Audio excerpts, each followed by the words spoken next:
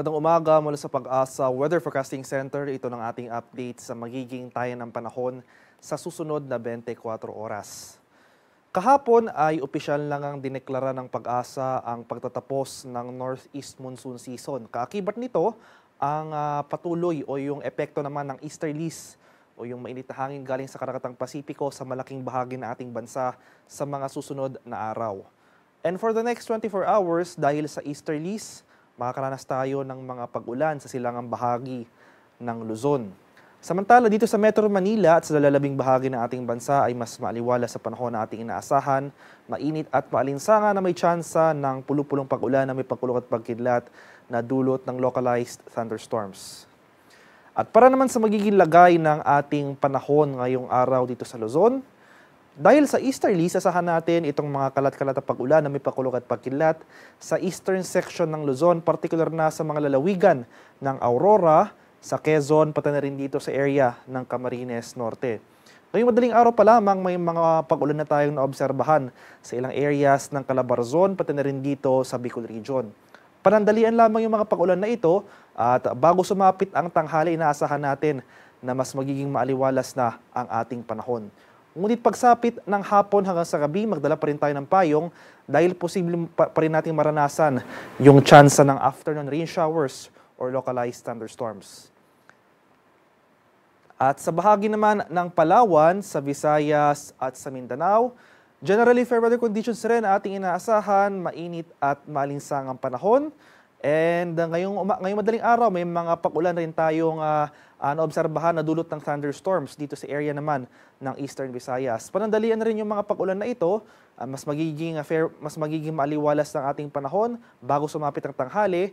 At may tsansa muli tayo ng mga pulupulong pag-ulan na may pagkulog at pagkilat na dulot ng thunderstorms pagsapit ng hapon hanggang sa gabi sa malaking bahagi ng Palawan, sa Visayas at sa Mindanao.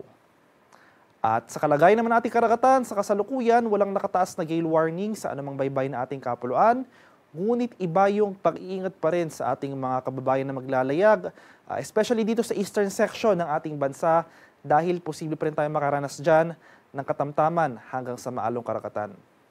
At para naman sa ating 3-day extended weather outlook sa mga piling syudad ng ating bansa, for the next 3 days sa malaking bahagi ng Luzon, easterlies pa rin o yung hangin na nanggagaling sa Karakatang Pasipiko ang weather system na ating mararanasan or i-expect. At dahil sa easterlies, sa araw ng Martes, March 26, asahan natin yung mga tsansa ng kalat-kalat na pag-ulan na may pagkulog at pagkilat. Mataas sa tsansa na ang pag-ulan ang ating posibleng maranasan sa bahagi ng Bicol Region pagsapit ng Martes. Pero generally, fair weather conditions naman ang ating posibleng maranasan sa malaking bahagi ng Luzon for the next 3 days. Temperature forecast para sa Metro Manila sa susunod na 3 araw, posibleng maglaro mula 24 to 32 degrees Celsius.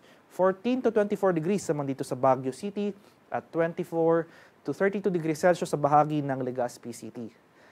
Sa mga areas naman ng Visayas, for the next 3 days, starting tomorrow, araw ng Linggo hanggang sa Lunes, malaking bahagi ng Eastern Visayas sa lugar yan ng Tacloban City, ay dahil rin sa easterlies, sasahan pa rin natin yung mga tsansa ng scattered rain showers or thunderstorms. Mataas sa tsansa ng pag-ulan ating posibleng maranasan sa susunod na 2 araw. Ngunit pagsapit ng Martes, improving weather conditions na ang ating inaasahan sa nabanggit na lugar.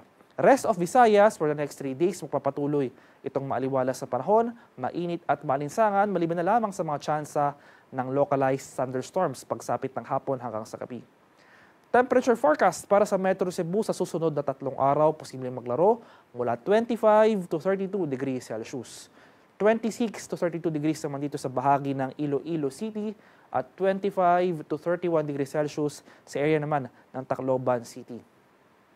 Sa mga areas naman ng Mindanao for the next 3 days, dito sa bahagi ng Davao Region, pagsapit ng araw ng Lunes dahil rin sa easterlies, mataas sa tsansa ng pag-ulan ang posible nating maranasan.